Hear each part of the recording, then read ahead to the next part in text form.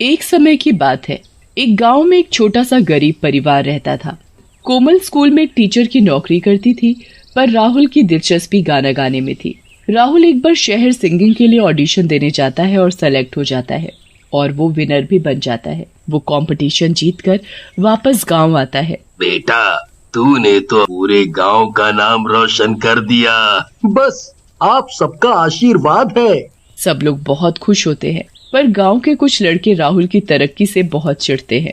अरे सुनील, ये गांव वाले तो इस राहुल का ऐसे गुणगान कर रहे हैं जैसे ये कोई जंग जीत कर आया है।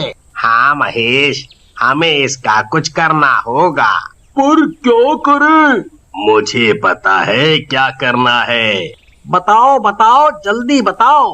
अभी 2 दिन पहले ही गांव में पब्लिक टॉयलेट बना है, पर अभी उसमें पानी की कोई सुविधा नहीं है। उसे कोई भी इस्तेमाल नहीं करता। हम राहुल का मुंह बंद करके उसमें बंद कर देते हैं। अरे वाह, बड़ा मजा आएगा। इसका सारा सिंगर बनने का भूत उतर जाएगा। राहुल अगले दिन टॉयलेट के लिए खेतों में जा रहा होता है और उसे वो तड़के पकड़ लेते हैं। वो राहुल को बहुत बुरी तरह मारते पीटते हैं। भाई भाई, मुझे क्यों मार रहे हो? मेरी क्या गलती है? मुझे प्लीज छोड़ दो। राहुल चीखता रहता है, पर उसकी कोई नहीं सुनता। वो तीनों लड़के उसको मारते हैं, फिर उसके हाथ पैर और मुंह बंद करके उसे टॉयलेट में बंद कर देते हैं। राहुल को घंटों बाद होश आता है। वो ना तो हिल पाता है और ना ही चिल्ला पाता है। उसके घर वाले और पूरे गांव वाले उसे सब जगह ढूंढते हैं, पर वो कहीं नहीं मिलता। अरे अम्मा, आप क्या बेटा आप सबको छोड़कर शहर भाग गया होगा? आप बेकार में ही परेशान हो रही हो। नहीं, मेरा राहुल ऐसा नहीं है। शहर जाकर तो कोई भी बदल जाता है, और राहुल का तो इतना नाम हो गया है, उसे आप लोगों के साथ रहने में अब बेइज्जती होती होगी। सब गांव वाले राहुल के लिए बुरा भला बोलने लगते हैं और राहुल दूसरी तरफ टॉयलेट में भूखा प्यासा बंद तड़प तड़प कर मर जाता है। कुछ दिन बाद जब कुछ लोग टॉयलेट में पानी की फिटिंग करने आते हैं तो वो लड़के उनको देख लेते हैं। अरे सुनील, प्रमोद, ये लोग तो टॉयलेट में फिटिंग करने के लिए जाने वाले हैं। चलो उनके जाने से पहले हम राहुल को बाहर निकाल लेते हैं। तीनों लड़के टॉयलेट का दरवाजा खोलते हैं तो राहुल वहाँ मरा पड़ा होता है। वो सब राहुल को मरा हुआ देखकर बहुत डर जाते हैं और जल्दी से उसकी लाश को वही टॉयलेट के पीछे गड्ढा खोदकर दफना देते हैं। राहुल तो मर जाता है, पर उसकी आत्मा वहीं खड़ी उन लड़कों को देख रही होती है। तुमने बिना किसी गलती के मुझे मार डाला। अगले ही दिन उस पब्लिक टॉयलेट का उद्घाटन हो जाता है और गांव के सभी लोग बहुत खुश होते हैं। उसी रात एक आदमी टॉयलेट के बाहर से गुजर रहा होता है और उसे टॉयलेट से किसी के गाने की आवाज आती है। लग जा गले कि दिल अभी भरा नहीं, लग जा गले। अरे ये टॉयलेट में बैठा बैठा कौन गा रहा है? खैर मुझे क्या, मैं तो अपने घर ही जा रहा हूँ। चलो पहले थोड़ा हल्का ही हो लूं। वो आदमी टॉयलेट के बाहर आता है तो देखता है कि टॉयलेट का दरवाजा हल्का सा खुला हुआ है और टॉयलेट में कोई भी नहीं है। हासदेव रिंकिया के पापा, हासदेव। राहुल के भूत को उस आदमी को गाते देख बहुत गुस्सा आता है और वो पीछे से उसे पकड़ लेता है और गला दबाकर उस आदमी की आवाज बंद कर देता है। बहुत गाने गा रहा था ना, अब गा कर दिखा। वो आदमी डरा हुआ अपने घर भागता है और अपनी बीवी को सब बताने की कोशिश करता है, पर वो कुछ बोल ही नहीं पाता और उसको गूंगा देख बहुत रोती है। फिर अगली ही सुबह हरिया, मोहन और रामू साथ में टॉयलेट जाते हैं। टॉयलेट में फिर से गाने की आवाज आ रही होती है। एक पल का जीना फिर तो है जाना, तोहफा क्या लेके जाइए दिल ये बताना। अरे भाई, ये कौन ऋतिक रोशन बनकर टॉयलेट में बैठा गाने गा रहा है? अरे भाई जल्दी निकल। अरे मोहन, पहले मुझे जाने दे, मुझे बहुत जल्दी है।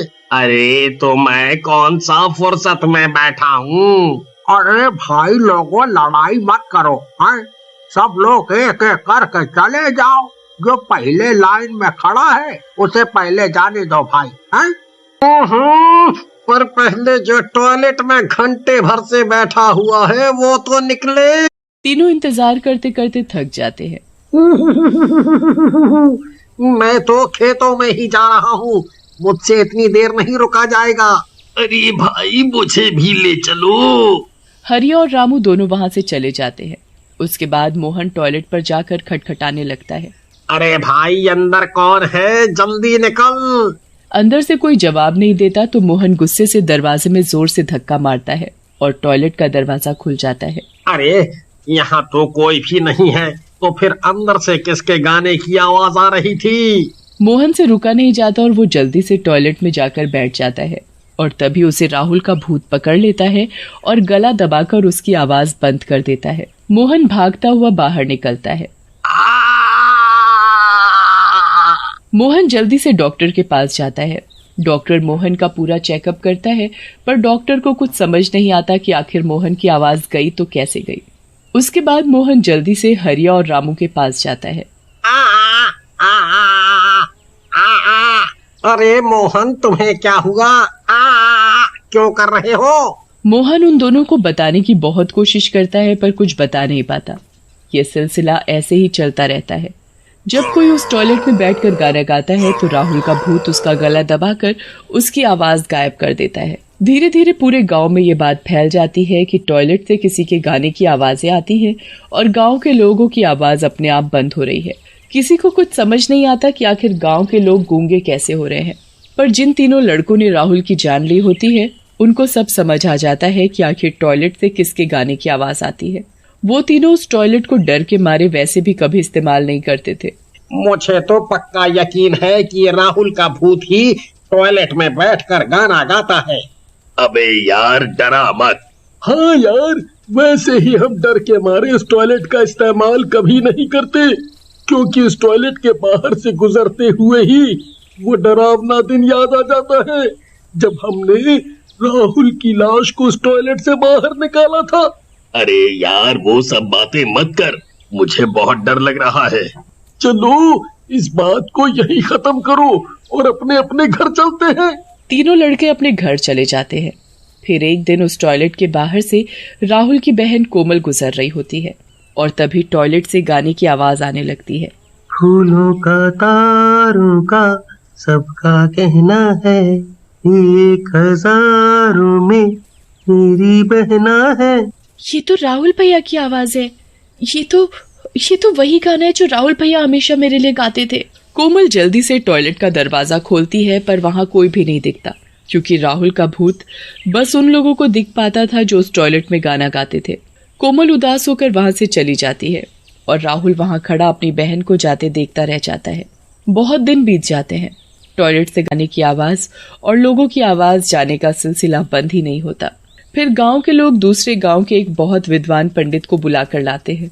पंडित टॉयलेट के पास जाता है और अंदर से फिर गाने की आवाज आने लगती है। पंडित दरवाजा खोलता है तो अंदर कोई भी नहीं होता। आसपास खड़े लोग सब देख रहे होते हैं। इस टॉयलेट में एक आत्मा का वास है।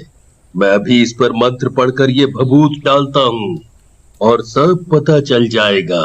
पंडित मंत्र पढ़कर चारों तरफ भभूत उड़ा देता है और तभी टॉयलेट का दरवाजा अपने आप खुलता है और उसमें राहुल का भूत खड़ा होता है। कौन हो तुम? मैं राहुल हूँ। तुम राहुल भैया हो? हाँ कोमल। मेरा बेटा, ये सब क्या हो गया? तू भूत कैसे बन गया? तू तो शहर चला गया था ना? नहीं, मुझे तो धोखे से ये सामने खड़े सुनील, प्रमोद और महेश ने मार डाला। इन्होंने मुझे बार बार कर इस टॉयलेट में बंद कर दिया और मैंने टॉयलेट में अपना दम तोड़ दिया। उस दिन से जो भी कोई इस टॉयलेट में बैठकर गाना गाता था, मैं उसकी आवाज बंद कर देता था। तभी सुनील, प्रमोद और महेश डरकर भागने लगते हैं, पर गांव के लोग उन्हें पकड़ लेते हैं। तुम लोगों ने ऐसा क्यों किया है? हम आज तक यही सोचते रहे कि राहुल अपने परिवार को छोड़कर शहर भाग गया। हम तीनों राहुल की तरक्की से जलने लगे थे। हाँ, गलती हुई है तो अब भुगतना भी पड़ेगा। गांव के लोग पुलिस बुलाकर तीनों को जेल में बंद करवा देते हैं। और राहुल की लाश को टॉयलेट के पीछे से निकालकर उसका अंतिम संस्कार कर देते हैं, जिससे उसकी आत्मा को शांति मिल जाती है। तीनों इंतजार करते करते थक जाते हैं। मैं तो खेतों